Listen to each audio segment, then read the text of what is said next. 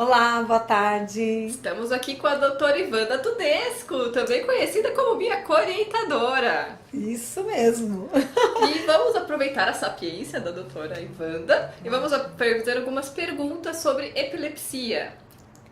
Então, vamos lá. Por que acontecem as convulsões?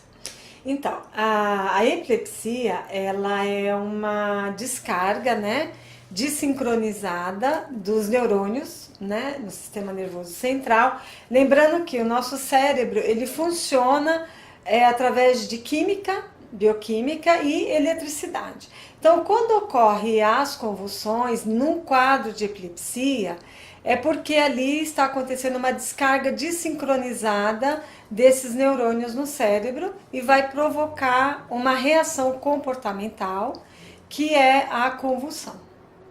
E a convulsão sempre vai ter a aparência comportamental igual? Sempre tem alguém que cai e começa a tremer ou pode ter alguma outra forma? Excelente pergunta, Érica.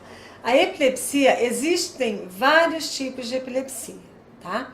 Mas para simplificar aqui, a gente vai falar da epilepsia generalizada, que é a epilepsia que ela envolve todo o cérebro, ou seja, envolve os dois hemisférios cerebrais, essas descargas desincronizadas. E aí é aquela epilepsia, né? Uma das que a gente vê que a pessoa cai, tem a salivação excessiva, ela convulsiona, é uma crise mais, digamos, que ela chama mais atenção. Também há epilepsias generalizadas que elas vão provocar uma crise mais sutil. Então, por exemplo, uma epilepsia de ausência, né, que geralmente é com crianças e acontece como? A criança tem um piscamento bem sutil, bem rapidinho, uma perda de consciência bem sutil e ela volta. Então, por exemplo, ela está na aula e aí de repente ela tem aquela paradinha comportamental, um piscamento e ela volta, né? Então, só que vocês imaginem que essa criança tendo uma aula de matemática, onde tem lá uma equação gigantesca, nesses segundos que ela teve a crise, ela já perdeu o conteúdo ali.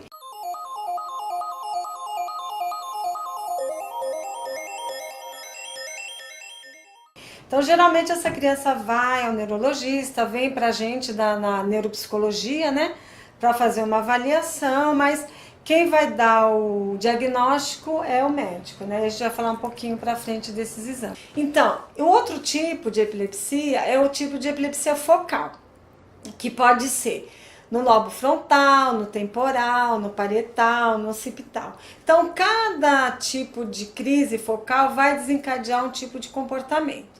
Então, por exemplo, no estudo que eu fiz de epilepsia de lobo temporal, o paciente ele tende a ter uma aura, que é um aviso de que essa crise vai vir, né? E isso, por um lado, é bom, porque dependendo de onde o paciente estiver, ele para, ele sente e ele espera a crise passar, né? Então, pode ser um mal-estar epigástrico, pode ser um cheiro desagradável, pode ser um ruído no ouvido, mas ele sabe a aura que ele tem, específica, que vai prenunciar uma crise. Então, a crise focal, ela tende a ser mais leve no que a gente se refere à manifestação comportamental, como eu falei, né, da epilepsia generalizada, que ela chama mais atenção, ela parece mais agressiva pro paciente. Então, cada crise vai ter um tipo de, cada epilepsia vai ter um tipo de crise e manifestação comportamental. Tudo isso tem uma classificação para se descobrir que tipo de epilepsia que o paciente tem. E quem faz isso é o neurologista, né? Então o paciente vai ao médico, vai ouvir toda a queixa, como é que é a crise. Sempre é bom que se vá um acompanhante para poder descrever essa crise do paciente. E quem vai dizer o tipo de epilepsia que aquele paciente apresenta é o neurologista, especialista em epilepsia. E o neurologista vai pedir alguns exames específicos ou é só uma anamnese e já consegue diagnosticar? Sim. O médico, um epileptologista, ele sim consegue identificar, né, ou levantar uma hipótese diagnóstica que tipo de epilepsia seria. Mas, evidentemente, ele vai pedir exames clínicos.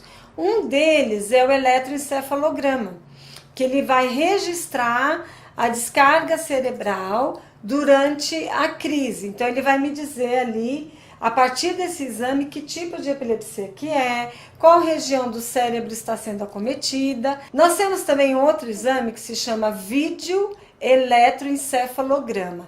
Esse exame é o mesmo eletroencefalograma, porém é filmado a crise comportamental, né? O que acontece com a pessoa durante a descarga cerebral. Que aí ele vai correlacionar o tipo de descarga, a região e a manifestação comportamental, que faz parte também do diagnóstico. Que interessante, né? É bem interessante. E com esses exames, então, o médico vai saber exatamente onde que está acontecendo a crise. Não precisa ser no cérebro todo, né? Não precisa ser no cérebro todo. É importante lembrar também, né, que as pessoas que sofrem de epilepsia, normalmente elas vão saber que a manifestação comportamental é bem característica. Sim. Porém, quando são essas crises de ausência, né, a pessoa pode nem ter consciência do que está acontecendo. Exatamente. Então, quais são as dicas, assim, que alguém que sofreria de epilepsia dessa forma teria de que ela tem alguma coisa e deveria procurar ajuda? Uhum. Então, nesses casos sutis de epilepsia, por exemplo, de ausência, como é muito sutil e em geral é com criança, às vezes os pais não percebem, a professora não percebe, mas o que acontece? A criança geralmente ela começa a apresentar prejuízos na aprendizagem, né? Então ela é encaminhada ao médico, o professor fala, olha, está acontecendo alguma coisa. Então o ideal que os pais primeiro procurem os médicos, né, uma opinião clínica, um neurologista infantil. Depois, provavelmente, esse neurologista vai solicitar que se faça uma avaliação neuropsicológica para ver o quê? Para ver o funcionamento cognitivo dessa criança ou desse adulto, né? Para ver como é que está funcionando a aprendizagem, a memória, o raciocínio, né? O pensamento, a atenção, né? Como que essa pessoa funciona cognitivamente. Para aí depois fechar esse diagnóstico, né? Lembrando que também quem faz essa avaliação neuropsicológica não é um psicólogo regular, é um neuropsicólogo que tem uma especialização para fazer essa avaliação. Excelente colocação. O neuropsicólogo que vai fazer essa avaliação cognitiva, ele tem a formação em psicologia e ele fez uma especialização em neuropsicologia, ou seja, para estudar essas funções cognitivas. Então ele está habilitado a aplicar teste, a fazer um laudo, um relatório desse funcionamento cognitivo do paciente. Muito bem. E depois, já que já está diagnosticado, quais são os possíveis tratamentos para epilepsia? Isso. Os possíveis tratamentos são medicamentosos, né? Então o paciente vai tomar uma medicação, ou às vezes 2 ou 3 medicações, que a gente chama de polimedicação, né? Um politratamento, mas quem define isso é o médico, é o neurologista. E também tem casos que são pacientes passíveis, né? Ou candidatos à cirurgia de epilepsia. Bom, e quando o paciente ele é candidato à cirurgia da epilepsia, nós temos no Brasil vários locais que são especializados nesse tratamento cirúrgico. Então, por exemplo, aqui em São Paulo nós temos o Hospital São Paulo, aqui na Unifesp, o Hospital das Clínicas da USP. Em Ribeirão Preto também tem o Hospital das Clínicas da Faculdade da USP de Ribeirão Preto. Temos também na Unicamp, né, um centro de referência em epilepsia. Então, são profissionais que estão habilitados e capacitados para tratar e orientar esses pacientes. Acho que vale a pena ressaltar isso. E nos outros estados também tem? Também tem, nos outros estados também tem esses centros de referência, né? E tem que procurar nos seus locais, tá? Que tem equipes especializadas que estudaram, que se preparam e que ainda estudam para fazer o tratamento de epilepsia, seja ele medicamentoso ou seja ele cirúrgico, tá? Mas cada caso é estudado por uma equipe que envolve um neurologista, um radiologista, que a pessoa é encaminhada para fazer uma ressonância, uma tomografia, o médico neurologista, que é responsável pelo laudo, né, do eletroencefalograma, vai passar pela assistente social, pela neuropsicologia e também pela psicologia, que vai tratar da qualidade de vida, do suporte que essa pessoa tem para o encaminhamento de uma cirurgia. É bem complexo mesmo. É bem complexo, né? É uma equipe formada para acompanhar esse paciente, né? Que é uma pessoa que ela tem também não só a questão clínica, a questão da doença em si, mas ela tem o contexto social também, que ela precisa desse suporte e dessa orientação para caso venha necessitar de uma cirurgia. E em quais casos que seria necessário fazer uma cirurgia, então? Tem casos de epilepsia, né? Epilepsias focais, né? Que são passíveis de uma cirurgia. E quem vai avaliar se é passível de uma cirurgia ou não é uma equipe, né? Junto com esse neurologista, o neurocirurgião, né? Nos casos de epilepsias focais, que o paciente tem as crises que são refratárias ao tratamento medicamentoso. O que significa isso? A pessoa vem ao longo da vida tomando a medicação, só que chega uma fase que essa medicação não segura mais as crises epiléticas. Então ele tem crises com muita frequência, né? Aí o médico vai avaliar qual é essa frequência, quais as medicações que já tentou, já trocou, já mudou e não funcionou. E aí ele vai para essa avaliação para ver se é passível de uma cirurgia. Quando é feita a cirurgia, a literatura rege que entre 50% a 70% dos casos ficam livres das crises, né? Que bom. As pessoas geralmente elas ficam com uma medicação, então cada caso vai ser um caso, mas tem uma chance muito grande de sucesso no tratamento cirúrgico, nesses casos de epilepsia, né? Que já chegaram ao quadro refratário ao tratamento medicamentoso.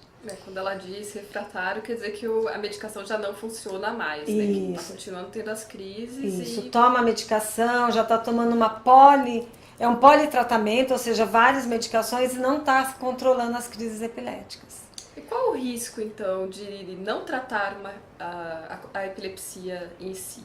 Por que uma pessoa não pode ter convulsões e convulsões? E o que isso acarreta na vida dela?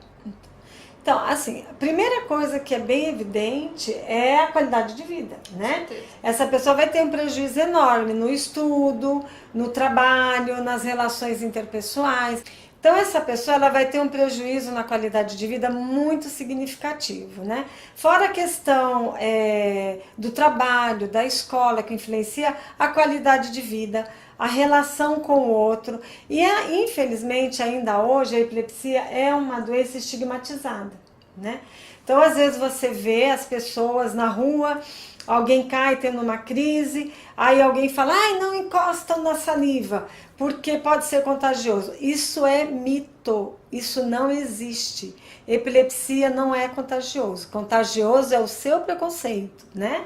Então, jamais isso irá acontecer.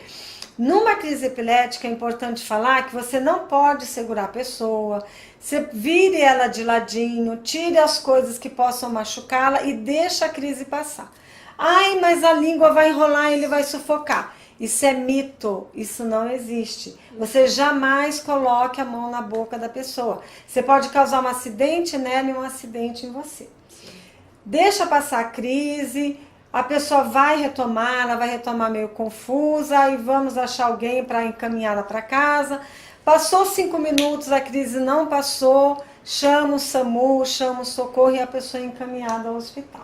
Então, as crises epiléticas, a epilepsia na vida da pessoa, ela tem um grande impacto na qualidade de vida. Então, é necessário tratar, é necessário que os familiares, os professores, os donos de empresas, os vizinhos, as pessoas sejam orientadas do que é a epilepsia, né? Para não se criar aquele mito, né? E aqueles mitos, né? Que é uma mentira em cima dessa pessoa cometida com quadro epilético. Sim. Né? E o que pode causar a epilepsia? De onde ela vem?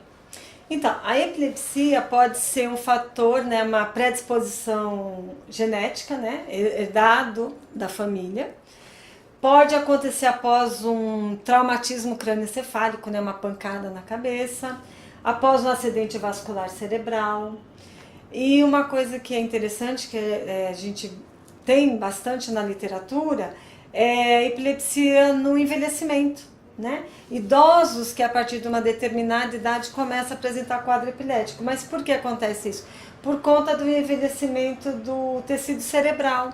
Então pode começar a ter epilepsia após o envelhecimento. E também o que pode acontecer, às vezes a pessoa tem uma convulsão que não é um quadro epilético, por exemplo, num quadro de hipoglicemia, uso de drogas, a pessoa usou uma droga ou uma medicação, ela pode convulsionar e aí foi para o hospital, fez o diagnóstico, viu que a causa foi essa medicação, ou foi hipoglicemia, ou uso de uma droga ilícita que causou a convulsão, mas isso não é um quadro epilético. Tá? Foi algo pontual naquele momento, tirou a substância que estava causando, acabou. Acabou, né? Exatamente. Tá? E qual que é a prevalência da epilepsia na população em geral? Então, a população mundial, 1% sofre de epilepsia. 1% da população mundial. É muita gente. É muita gente. E para nós observarmos que não são poucas pessoas, né? 1% da população mundial. Então, epilepsia é uma doença neurológica comum. Sim, né? sim. Então ela existe no nosso meio, então ela tem que ser olhada, ela tem que ser entendida e esses pacientes precisam ser acolhidos e orientados. Quando eu falo acolhidos, acolhidos no trabalho, acolhidos na escola, na família e orientação para que eles tenham força aí para caminhar e para tocar a vida, tá? Porque tratando, acompanhando, dá para ter uma qualidade de vida boa, né? Eu diria até excelente nesses quadros com esses pacientes. Tem o tratamento adequado. Tendo o tratamento adequado, acompanhamento adequado, exatamente.